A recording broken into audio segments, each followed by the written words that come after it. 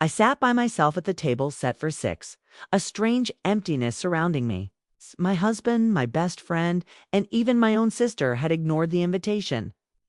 They thought I wouldn't notice the affair. Sipping champagne, I felt the waiter slide a note into my hand. "Check your phones now." The glass wobbled in my hand as I stared at the pictures on my phone. My husband, Daniel, kissing my sister Olivia, while wearing the diamond ring that had gone missing weeks ago, like it was a prize. The restaurant buzzed with laughter, birthday cheers, and clinking glasses. But all I could hear was the deafening silence of the empty seats at my table. Just 3 hours before, I had walked into Riverdale Medical Center full of anticipation. The hostess, Claire, greeted me warmly, as she always did. "Table for 6, Mrs. Davidson. Special occasion," she asked, rearranging the fresh white lilies in the center of our reserved table. I smiled brightly, sharing that it was my 38th birthday and that my family would be joining me for our annual dinner. "Daniel's bringing the cake," I said excitedly. It was from Dream Wedding Bakery, the same place we had gotten our wedding cake 10 years ago. I'd mentioned it to him multiple times this week, dropping hints like breadcrumbs. He had nodded each time, eyes fixed on his phone, but I thought nothing of it. I always assumed he was listening. The first 20 minutes passed, filled with nervous energy. I adjusted the chairs just so, making sure Olivia's seat was positioned to give her the best view of the entire restaurant. She loved people watching. Clara's chair was placed to face the window since she enjoyed the street view, while Ethan and Haley's seats were placed carefully, close enough to hear Daniel's stories, but far enough from the kitchen to ease Haley's anxiety. Claire had set down bread baskets and filled our glasses, but by the third refill, her movements grew less sure, and I noticed how she started avoiding my gaze. I could tell she pitied me, but it was hidden behind her professional smile. My phone buzzed constantly in those first 30 minutes, but I kept expecting Daniel's name to light up the screen, offering apologies for being late, a traffic jam, or a work emergency. Instead, it was nothing but spam calls and promotional messages. The silence from my family felt too deliberate. At 8:30, I ordered a glass of wine. By 9 o'clock, it was gone, and I asked for the dinner menu. Sam, the waiter, with kind eyes behind wire-rimmed glasses, had been serving us for years. He knew our regular orders and remembered Daniel always asked for extra butter with his bread. "Should we wait a little longer?" Sam asked gently, pretending to adjust the unused silverware while casting worried glances at the empty seats. "They're just running late," I said, my voice steady despite the turmoil inside. But even as the words left my mouth, they felt meaningless. Olivia lived just 20 minutes away, always early. Clara worked just 3 blocks from the restaurant and had confirmed our dinner plans twice this week. Daniel had left the house before me, saying he had to pick up supplies for the evening. The couple at the next table was celebrating their daughter's engagement. The young woman kept flashing her new ring, tears of joy streaming down her face. As her mother held her hands, I unconsciously touched the empty space on my finger, the spot where my grandmother's diamond had rested for 15 years, before it mysteriously disappeared 3 weeks ago. Daniel and I had searched everywhere, every drawer, every pocket, every corner of our home. His concern had seemed so genuine. By 9:30, the restaurant was packed with families enjoying dinner, their tables filled with laughter and animated conversations. A group of teenagers shared a massive chocolate cake, taking selfies and making memories. I envied them. An elderly couple sat across from each other, holding hands, finishing each other's sentences after what must have been decades of marriage. Meanwhile, I sat alone, checking my phone constantly. Each time the door opened, my heart skipped a beat, but every time, it was never someone I knew. With each passing moment, a little more hope faded. The empty chairs around me felt like silent accusations, a reminder of relationships I had misunderstood, of love I had imagined. Sam brought the appetizer I had ordered, Olivia's favorite, calamari. Sam gently suggested I might want to call my family. My fingers shook as I dialed Daniel's number. but it went straight to voicemail. Olivia's phone did the same. Clara's rang once before cutting off, as if she had deliberately rejected the call. That's when the real panic hit me. This wasn't about traffic, work emergencies, or forgotten plans. Something was terribly, terribly wrong. My hands trembled as I scrolled through my contacts to find Ethan and Haley's number. If anyone would tell me the truth, it would be my in-laws. They'd never missed a family gathering in the 15 years. I'd known them. When Daniel had proposed, Ethan had cried. When we struggled with infertility, Haley had supported me through every disappointment. The phone rang 3 times before Haley answered. "Natalie, sweetie, how are you feeling?" "I'm at the restaurant," I said, confused. "For my birthday dinner. Where are you and Ethan?" Silence stretched across the line. Finally, Haley's voice returned, smaller and uncertain. "We didn't know there was a dinner, honey. Daniel said you canceled because you weren't feeling... Well, he said you needed space from everyone right now." The restaurant seemed to tilt around me. Conversations at nearby tables became background noise, like static from a TV. The wine in my glass suddenly tasted bitter, and the smell of garlic from the kitchen made my stomach clench. He said I canceled. My voice sounded foreign too. My own ears. Yesterday morning, Haley continued, her tone growing more concerned with each word. "Daniel said you were having a rough patch and didn't want company.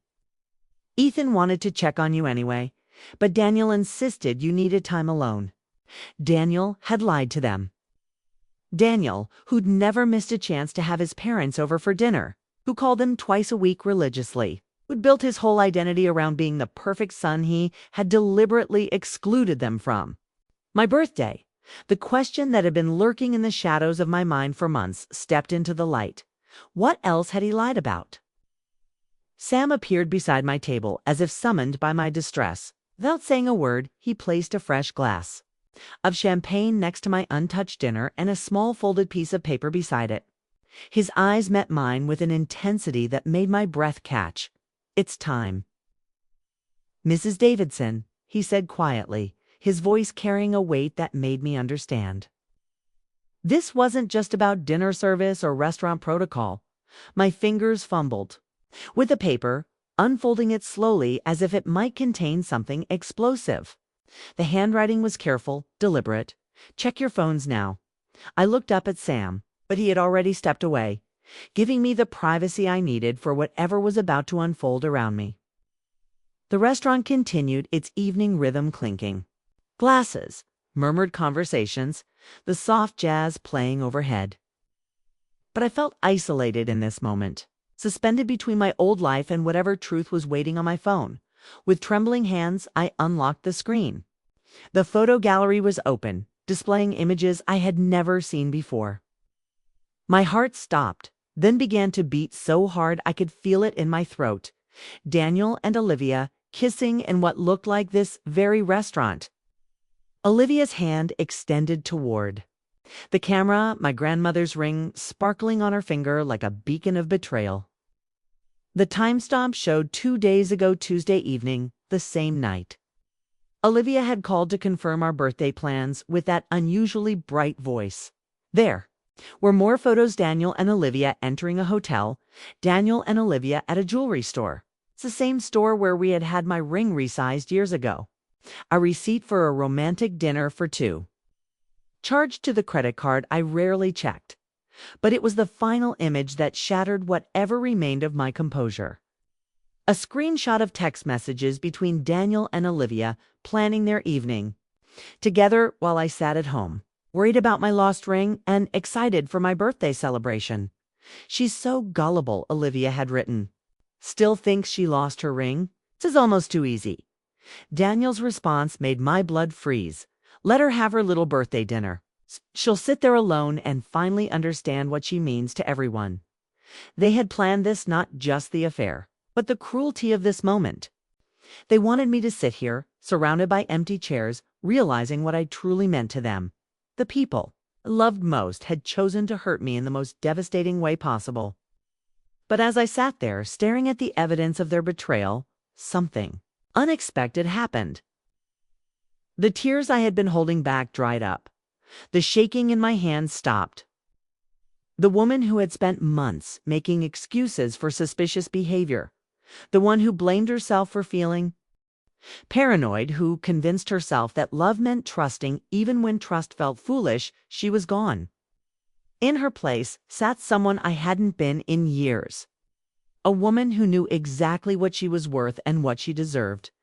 They thought I was weak, predictable, the type to cry, forgive, and pretend none of this had happened. They had forgotten who I was before I became their wife, their sister, their convenient target. They were about to remember. I looked up from my phone, searching for Sam among the bustling restaurant staff. He was polishing wine glasses behind the bar, his movements methodical and calm, as if he hadn't just delivered evidence that could destroy my marriage. When our eyes met across the dining room, he gave the slightest not sympathy, not pity, just acknowledgement of a job completed. The story of how Sam became my unlikely ally began 8 days ago. Though the seeds had been planted months earlier, I'd started noticing things, small inconsistencies that individually meant nothing, but together formed a pattern I couldn't ignore. Daniel's phone, face down during dinner. Olivia declining my calls, then texting hours later with elaborate excuses. The way conversations stopped when I walked into rooms, replaced by overly bright smiles and sudden topic changes. Last Tuesday afternoon, I had been running errands downtown when I decided to stop by Riverdale Medical Center, not for lunch, but because I needed to see Sam. He had become more than just our waiter over the years. He was a fixture in our family celebrations, someone who remembered anniversaries, asked about promotions, and noticed when someone was missing from our usual group. I found him setting up tables for the evening service. His precise movements creating perfect place settings with military efficiency. The restaurant was nearly empty in that quiet space between lunch and dinner. Sunlight streamed through tall windows, catching dust motes in golden beams. "Mrs. Davidson," he said, looking up with genuine surprise. "No reservation today." "Sam? I need to ask you something," I began, my voice barely above a whisper. The words felt ridiculous as I prepared to speak them, like something out of a spy novel rather than my ordinary life. "Have you seen Daniel here recently, without me?" His hands stilled on the silverware. In that pause, I saw the answer before he spoke. "Mrs. Davidson, I interrupted. "I know how this sounds. I know I probably seem paranoid, or jealous, or unstable, but I need to know." Sam set down the forks he had been arranging and looked at me directly, looked in. Way that made me understand he had been watching, noticing, putting pieces together just as I had. "Last week, Thursday evening, he was here with your sister." The confirmation hit me like cold water, even though I had been expecting it. Were? They, did they seem, They weren't acting like siblings-in-law, Sam said gently. "I've served enough couples to know the difference between a family dinner and something else." I closed my eyes, feeling the restaurant spin slightly around me. When I opened them, Sam was still watching me with those kind, intelligent eyes. That had served our family for years. "I need proof," I whispered. "I know that makes me sound calculating, but I need to be sure. I need evidence." Sam glanced around the empty restaurant, then pulled out a chair at the table he had been setting. "Sit down, Mrs. Davidson. Let me tell you what I've observed." Over the next 20 minutes, Sam painted a picture that shattered every excuse I had made for their behavior. He'd seen them here 3 times in the past month, always Tuesday evenings when I had book club. They had requested the corner booth, the same one where Daniel had proposed to me years ago. Olivia had worn different jewelry each timepieces I had never seen before. Last Tuesday, she had on a diamond ring. Sam's voice was careful. "Beautiful piece. Looked vintage." "My grandmother's ring. The one I had reported missing to our insurance company." "I can't just spy on customers," Sam had continued. "But if they happen to come in again, and if I happen to be in the right place at the right time, double quotes, he trailed off meaningfully. Would you, I asked. If it's not too much trouble, could you? Mrs. Davidson, Sam said, his voice steady. You've been coming here for 3 years. You remember my daughter's graduation. You ask about my mother's health. You tip well even when service is slow. Your husband tips exactly 15% and snaps his fingers when he wants another drink. Your sister has never once said please or thank you. Sam had straightened the already perfect place setting, then paused. If they're planning to hurt you, they picked the wrong restaurant to do it in. The next morning, Sam had texted me from an unknown number. They made a reservation. For tonight. Table 12, 7:30. I stared at that message for an hour, my coffee growing cold as I processed what it meant. They weren't just having an affair. They were flaunting it in the place where Daniel and I had celebrated every milestone of our marriage. By evening, I had convinced myself not to go. What would I do? Hide behind a plant like some detective in a show. Confront them publicly. The scenarios all seemed either ridiculous or destructive. But Sam had texted again at 6:15. They're here early. You should know she's wearing your ring. I found myself driving to the restaurant without a plan, parking across the street where I could see through the windows. There they were at table 12, Olivia's left hand catching the candlelight as she gestured. My grandmother's diamond sparkling. Like it was celebrating its liberation from my jewelry box. My phone buzzed with another message from Sam. Kitchen, entrance, staff, parking lot. I can get you inside if you want to see for yourself. I found myself walking through the back door of Riverdale Medical Center like a character in someone else's story. Sam had given me a server's apron and pointed me toward the service station that offered a clear view of table 12. They can't see you from here, he whispered, but you can hear everything.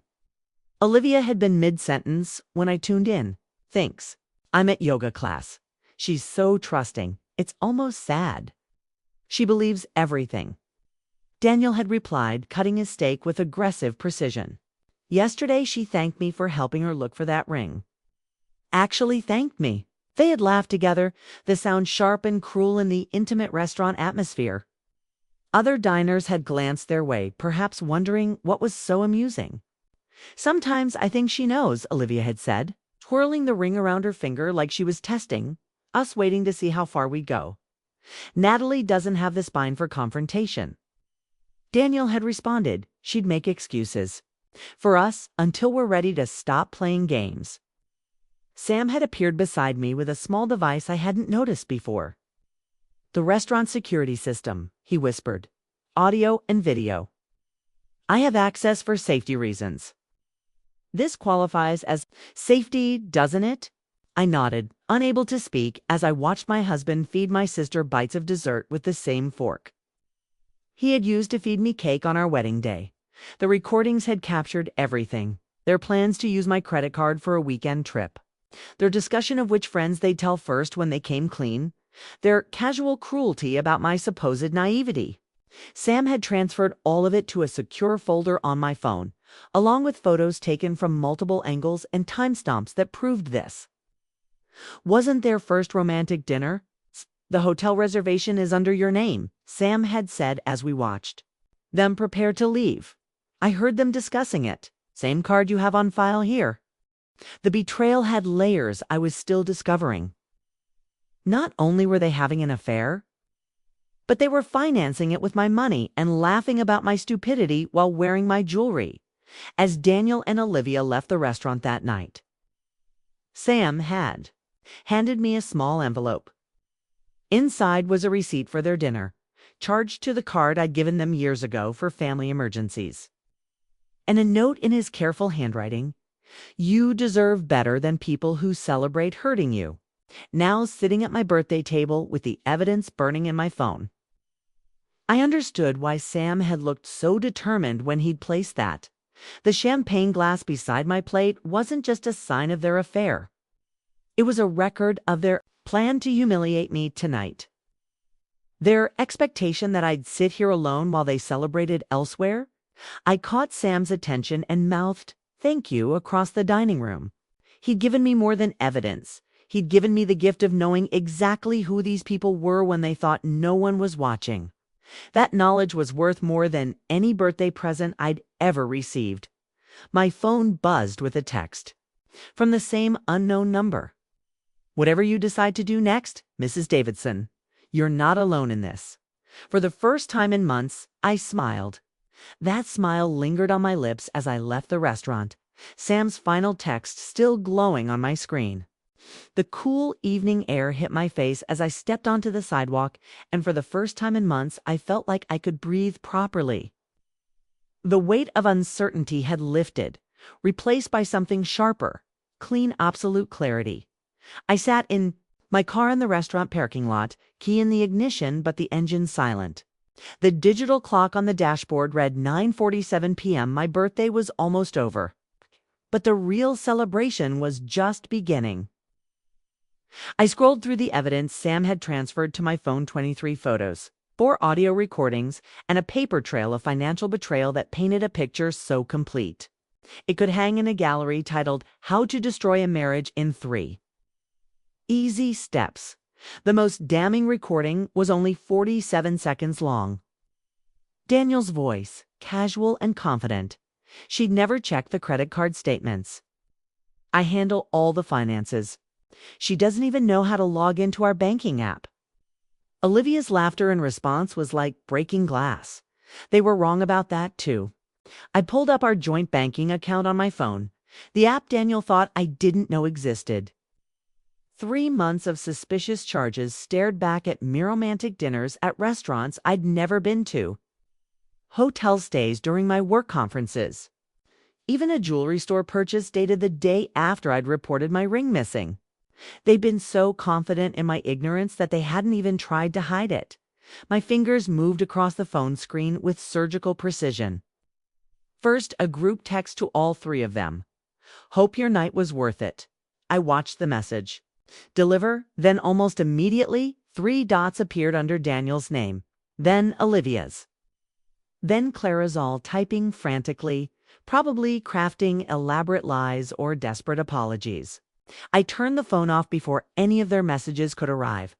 The drive home took 12 minutes through quiet suburban streets, lined with houses where other families were probably settling in for the evening, children being tucked into bed, couples sharing nighttime conversations, grandparents calling to say goodnight. Normal families with normal problems and normal love. I'd forgotten what normal looked like. Our house sat dark, except for the porch light Daniel had installed last year for my safety. Even his thoughtful gestures felt tainted now. Had he been genuinely concerned about my well-being, or was it guilt manifesting as overprotection? Inside, I bypassed my cell phone charging station and went straight to the landline in the kitchen. The old-fashioned phone Daniel always complained about, but I'd insisted on keeping. "What if there's an emergency and the cell towers are down?" I'd argued. Tonight, I was grateful for my paranoia. Ethan answered on the second ring. "Natalie, is everything all right? It's almost 10 o'clock.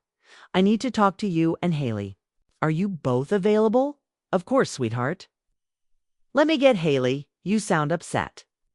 Haley's voice joined the line a moment later, breathless from hurrying to the phone.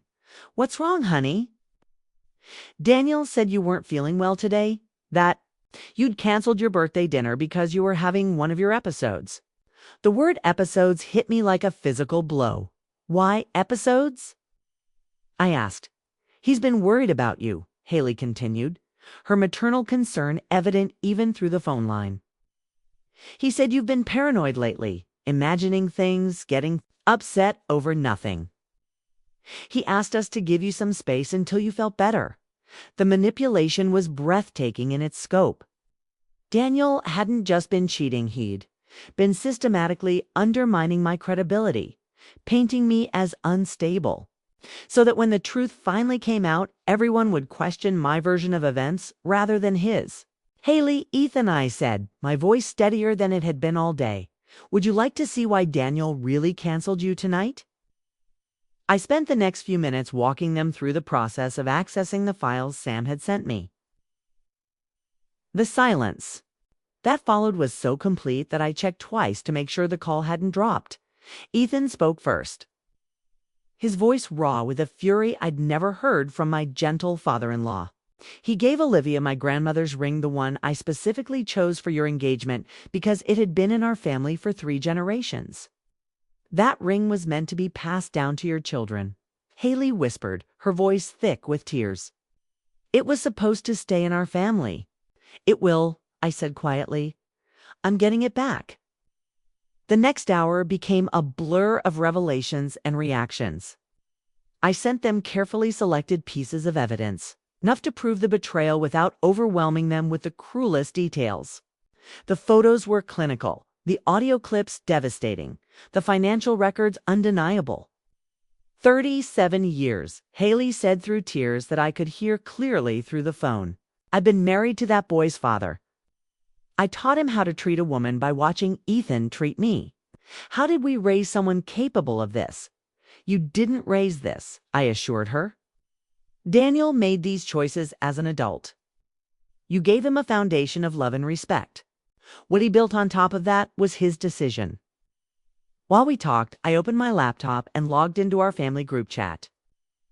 32 members, spanning 3 generations from Daniel's 90-year-old grandmother to his youngest cousin's new baby. This group had shared wedding announcements, birth notifications, and holiday photos for years. Tonight, it would share something different. I selected the clearest photo from Sam's collection, Daniel and Olivia at their corner table. Her left hand, prominently displayed as he kissed her knuckles. My grandmother's ring caught the candlelight like a spotlight on their betrayal. The timestamp was clearly visible.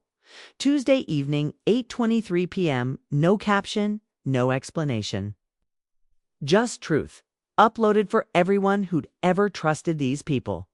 To see my phone still turned off and charging in the kitchen began buzzing against the counter like an angry wasp.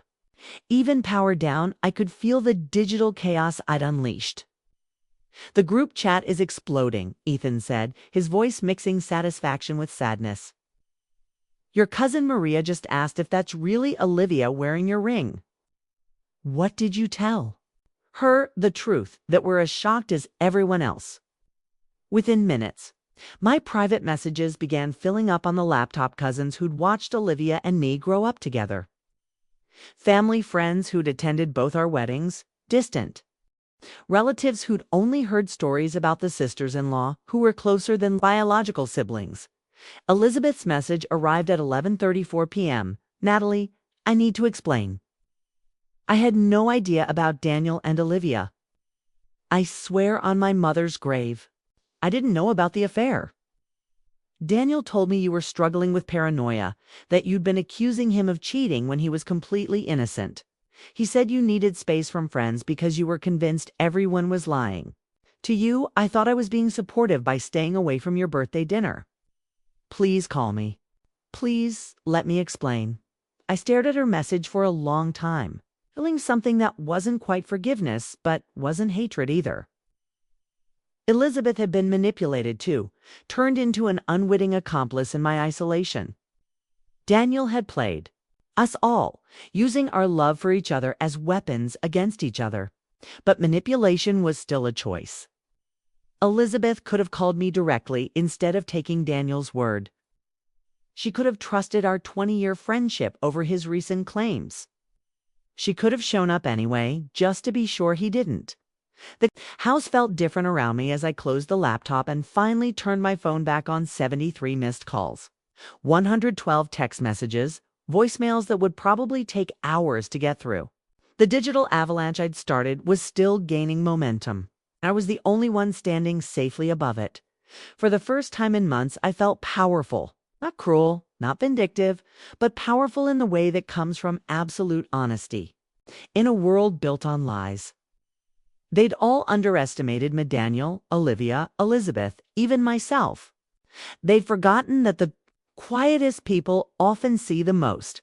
The most trusting people fight the hardest when that trust is broken. Tomorrow would bring confrontations, decisions, and probably more tears. But tonight was mine. I woke at dawn to the sound of Daniel's key in the front door. 23 hours had passed since I'd uploaded that photo. 23 hours of digital warfare that had kept me surprisingly calm. I'd slept better than I had in months. The weight of secrets finally lifted from my shoulders. From my bedroom window, I watched him stumble out of his car, the same car he'd claimed was in the shop last Tuesday when Olivia had supposedly given him a ride to work. Another lie in a fortress built from them. His clothes were wrinkled, his hair disheveled, and even from the second floor, I could see the exhaustion etched into his shoulders. He'd spent the night somewhere, probably Olivia's apartment, trying to coordinate their damage control strategy. I almost felt sorry for them, scrambling to contain a disaster they'd created with their own arrogance. I made coffee and sat at the kitchen table, positioning myself with a clear view of the front door. The morning light streaming through our bay window felt different, cleaner somehow, as if the truth had scrubbed away years of accumulated grime. Daniel's whistling started before he even reached the kitchen. A tuneless melody that grated against my nerves. He walked in with exaggerated casualness, phone already in his hand, scrolling through what I assumed were desperate damage control messages. "Morning, hon," he said without looking up, his voice carrying that practiced lightness he used when he was lying. "Where were you last night?" I tried calling, but it went straight to voicemail. The audacity was breathtaking. He was going to pretend none of it had happened, act like the previous evening's revelations were just a figment of everyone's imagination. I slid my phone across the kitchen island without a word. The photo gallery was already open to Sam's carefully documented evidence. Then I stood and walked away, counting each step with deliberate precision. 2, 3. My grandmother's china cabinet. He inherited through 3 generations of women who'd never had to question their husband's fidelity. 7, 8, 9. The refrigerator. Covered with our vacation photos, memories I now understood were mostly fiction. 12, 13, 14, by step 12. Ty heard his sharp intake of breatha sound like air being sucked from a punctured tire. By step 15, his coffee mug hit the kitchen floor with a ceramic crash that seemed to echo through the house. "You invaded my privacy." The words exploded from him as he stumbled after me, my phone clutched in his trembling hands like evidence at a crime scene. His face had gone pale, except for 2 bright spots of red on his cheeks. I laughed. The sound surprised Mirich, genuine laughter that I hadn't heard from myself in months. "Daniel, you invaded my life. You stole my ring, my credit card, my trust, and my sister. Privacy was forfeited the moment you decided to destroy our marriage with someone who's supposed to love me." He tried to hand my phone back with shaking fingers, as if returning it would somehow undo what he'd seen. "Natalie, let me explain. This isn't what it looks like." "Really? Because it looks like you and Olivia having a romantic dinner with my stolen ring while planning to use my credit card for a weekend getaway." I kept my voice conversational, almost pleasant. "What exactly am I misunderstanding?" His mouth opened and closed soundlessly. Daniel had always been quick with explanations, able to rationalize away suspicious behavior with elaborate stories that made me question my own perceptions. Now faced with photographic evidence, his silver tongue had turned to lead. The locksmith would arrive in 90 minutes. I'd called them at sunrise, explaining I needed to change the locks due to a security concern. They hadn't asked questions. "Pack your things," I said, gesturing toward the stairs. "Take only what belongs to you. You don't live here anymore." Transformation was immediate and predictable. Shock became denial. Denial became anger. Anger became desperate bargaining. He cycled through his usual tactics like a player running the same playbook tears that had worked during our early arguments. Promises he'd made and broken before. Blame shifting that had once made me doubt my own reality. "This is all Olivia's fault," he said, grabbing my hands with the same fingers that had touched my sister's skin. He said, his voice shaking. "She seduced me, Natalie. She's been after me for months." I was weak. But I love you. I've always loved you. I pulled my hands free and stepped back, studying his face like I was seeing it for the first time. The same blue eyes that had promised me forever. The same mouth that had whispered sweet lies. The same expression he'd worn while helping me search for my missing ring. You're right about one thing. You are weak, I said, but Olivia didn't force you to lie to your parents about my birthday dinner. She didn't make you steal from our savings or use my credit card for your romantic getaways. She didn't make you call me unstable to justify your betrayal. He flinched at that last part. How did you know about the episodes you've been telling everyone about? I asked. The way you've been systematically destroying my credibility so people would question my sanity instead of your fidelity. I smiled again, and this time it wasn't pleasant. You underestimated me, Daniel. You forgot that trusting doesn't mean stupid. A car door slammed outside, followed by hurried footsteps on our front porch. Olivia, right on schedule. She'd probably been calling Daniel all morning, planning their strategy. Deciding who would say what and how they'd minimize the damage. She walked in without no king of privilege she'd earned as my sister-in-law, and was about to lose as my betrayer. Her mascara was streaked, her hair uncombed. My grandmother's ring still sparkled on her finger, like a beacon of her selfishness. Natalie, please, she began, her voice carrying the same pleading tone she'd used as a child when caught. Stealing cookies? I didn't mean for it to go this far. It just happened. I looked at Hurley, seeing clearly for perhaps the first time in years. This woman had held me while I cried about my marriage troubles, had listened to me worry about Daniel's distant behavior, had comforted me when I thought I was losing my mind over small betrayals I couldn't prove. You wore the ring I searched the whole house for, I said, my voice steady despite the fury building in my chest. You let me sob on your shoulder thinking I'd lost it. You comforted me while wearing the evidence of your betrayal. She started, just what? I interrupted. Fun, convenient. Did you laugh about it with him? About how stupid I was? About how easy it was to fool me? Her silence was answer enough. Another car pulled into the driveway. Ethan's distinctive engine rumble. They'd driven through the night just as I'd expected. The confrontation was about to become a family affair. Ethan walked through the door first, his usually gentle face hard with an anger I'd never seen before. Behind him, Haley looked like she'd aged 10 years overnight. Her eyes were red and swollen from crying, without a word. Ethan walked directly to Daniel and slapped him across the face, not a theatrical movie slap, but the real thing, sharp, shocking, and absolutely final. The sound cracked through the kitchen like a gunshot. Daniel staggered backward, one hand pressed to his reddening cheek, his mouth opening in shock. In 15 years of marriage, I'd never seen anyone lay a hand on him. That's for the ring, Ethan said quietly.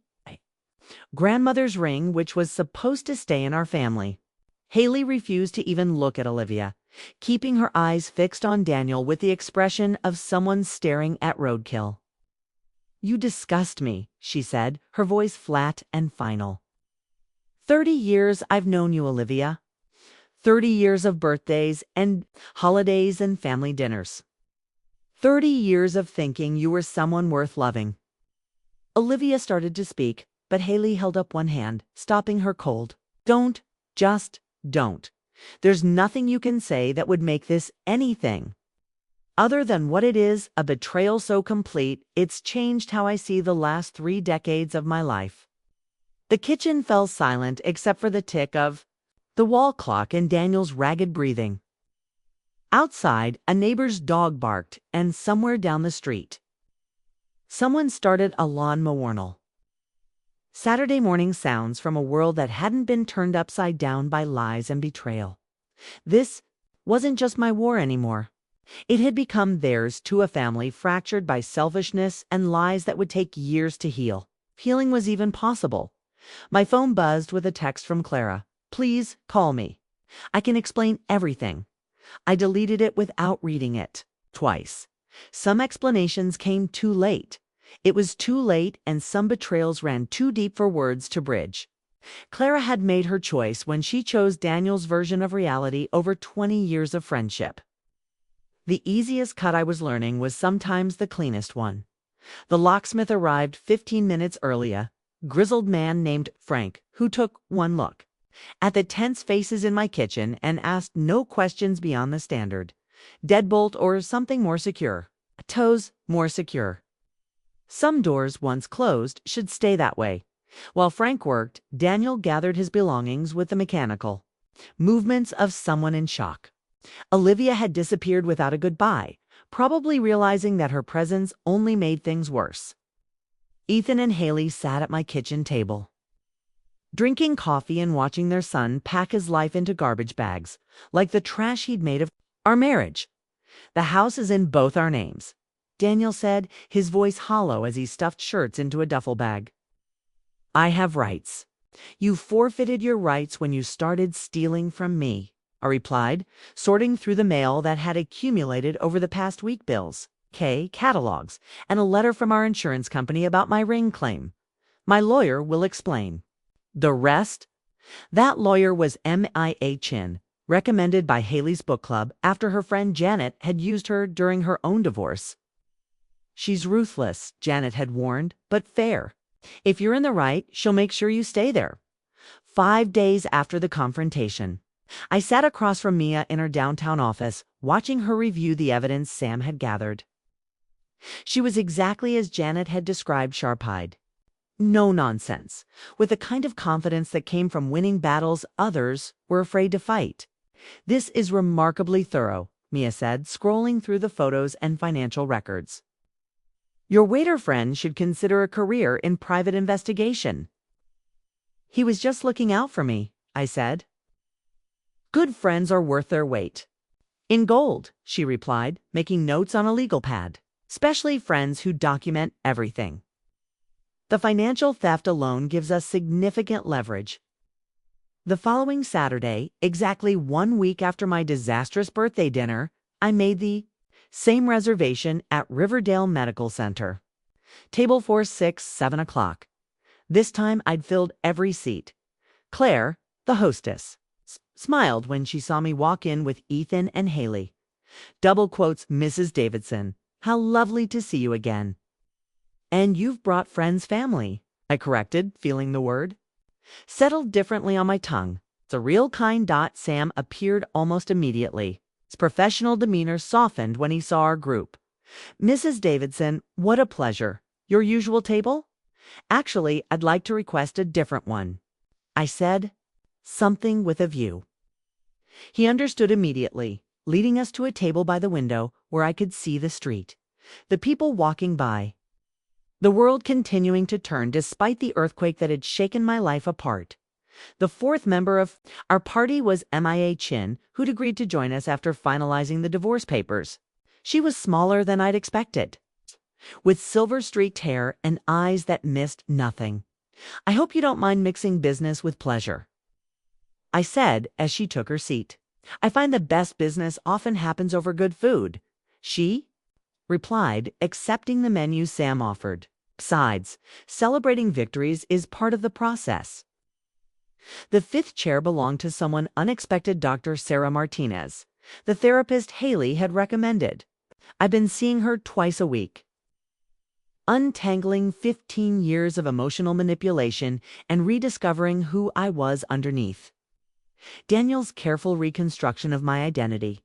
"It's important to have witnesses to your growth," Dr. Martinez had said when I'd invited her, "and I'd like to meet this Sam who helped you find your strength." Sam himself was our sixth guest, joining us during his break with the manager's blessing. He traded his server's apron for a simple button-down shirt, looking younger without the professional uniform.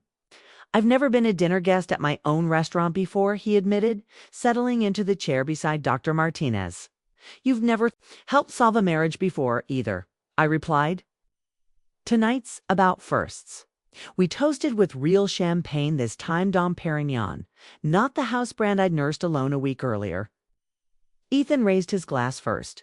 To truth, he said, his voice steady despite the emotion in his eyes. "Two new beginnings," Haley added, raising her glass, the candlelight catching the edges.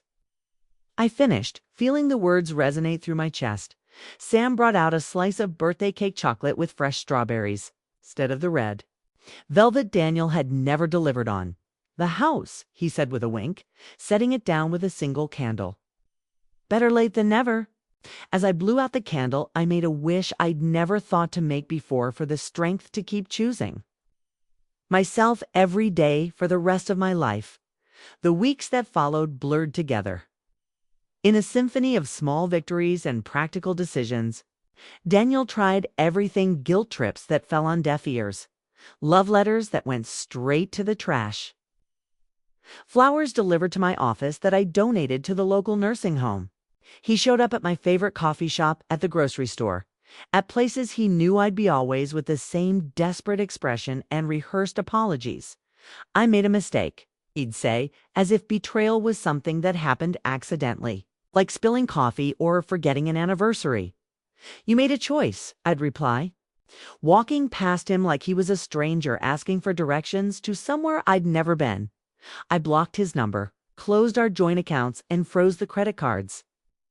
Each practical step felt like shedding old skin, revealing something stronger.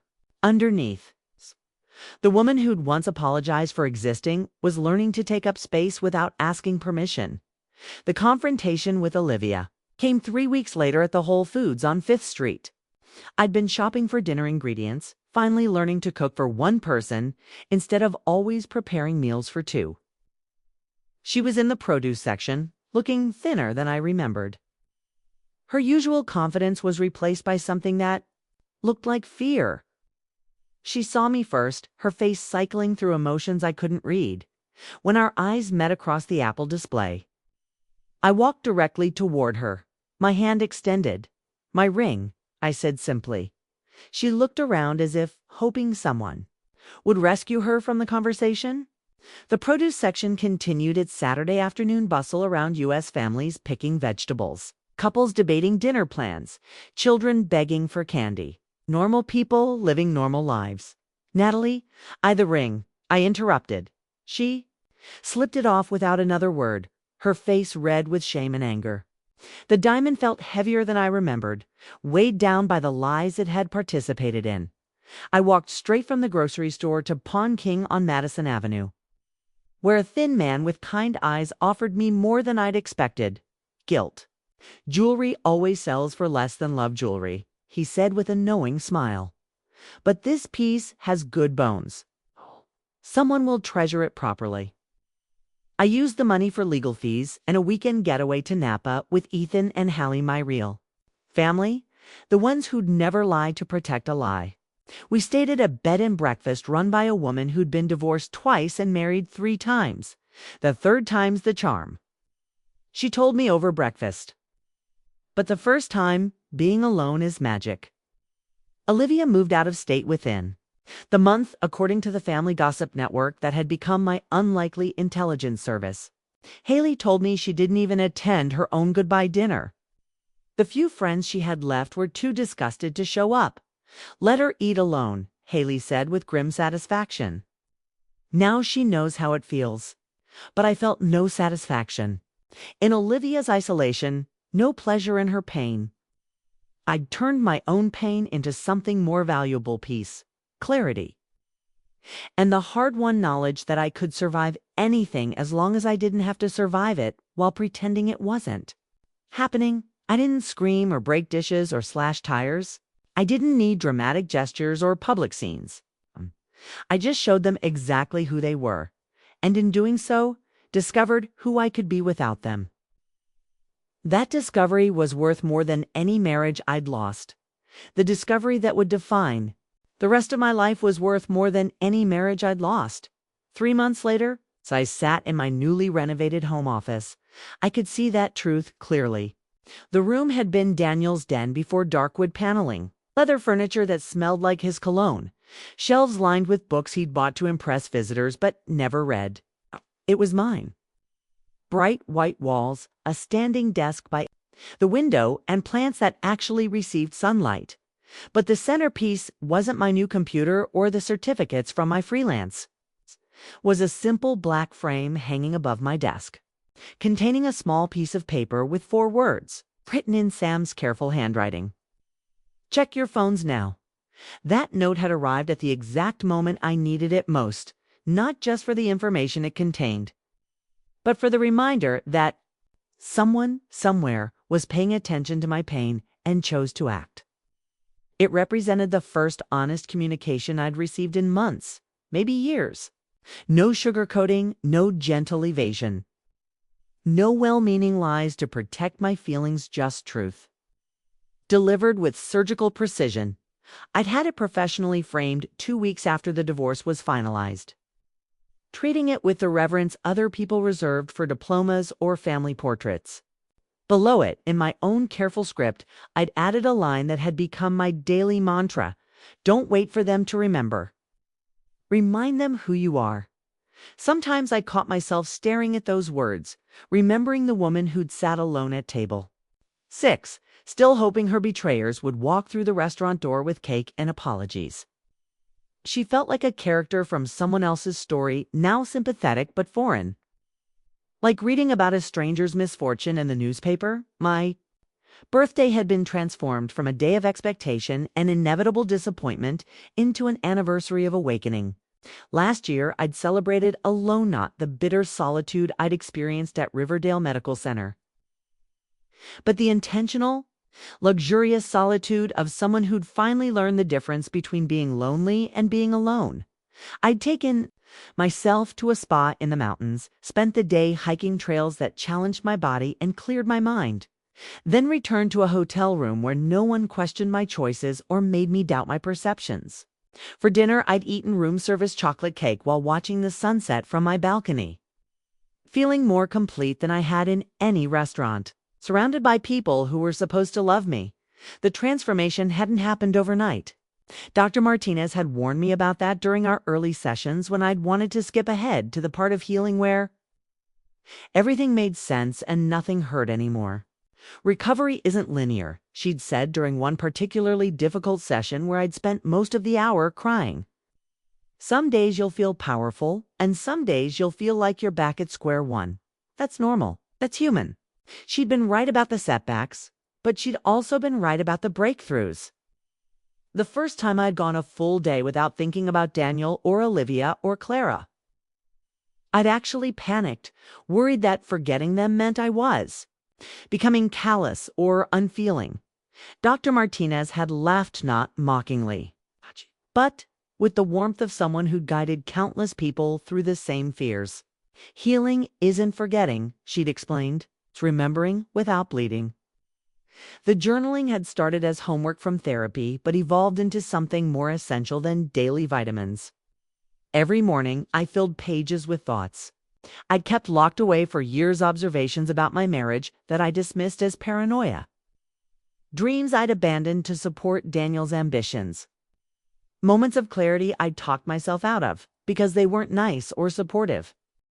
One entry, written 6 months after my birthday disaster, had surprised me with its honesty. I think I knew about the affair long before I admitted it to myself. The signs were everywhere: Daniel's new cologne, Olivia's sudden interest in my schedule, the way they both became overly helpful when I mentioned feeling suspicious. I let them convince me I was imagining things because confronting the truth felt more dangerous than living with the lies. Reading those words back to myself had been like looking at an X-ray of a broken bone I'd been ignoring, painful, but necessary for proper healing. The freelance writing had begun as financial necessity, but became creative liberation. Without Daniel's opinions about what constituted real work or his subtle discouragement of my ambitions, I discovered I had opinions worth sharing and stories worth telling. My first published article about recognizing financial abuse in marriages had been read by thousands of women who'd shared their own stories in the comments. One message had stood out among the others: "You saved my life."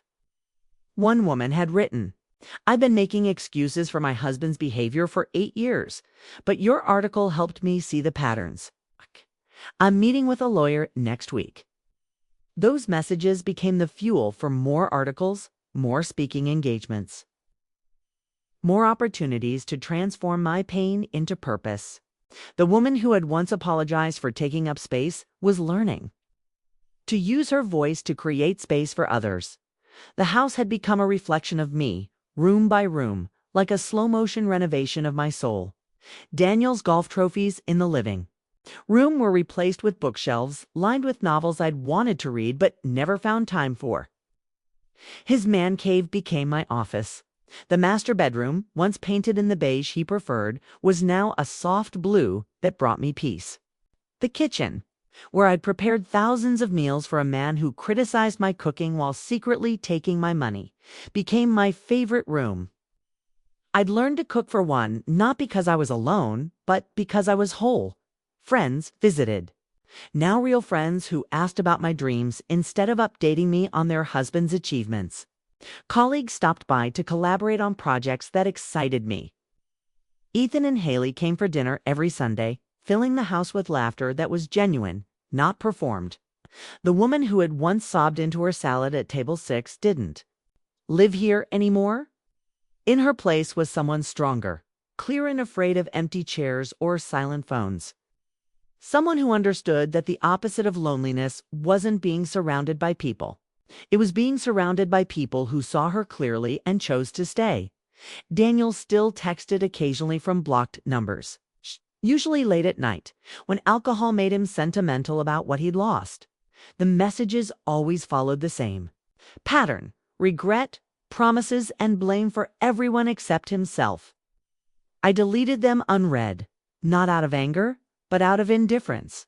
His words had lost their power to hurt me the moment I stopped believing they contained any truth worth considering.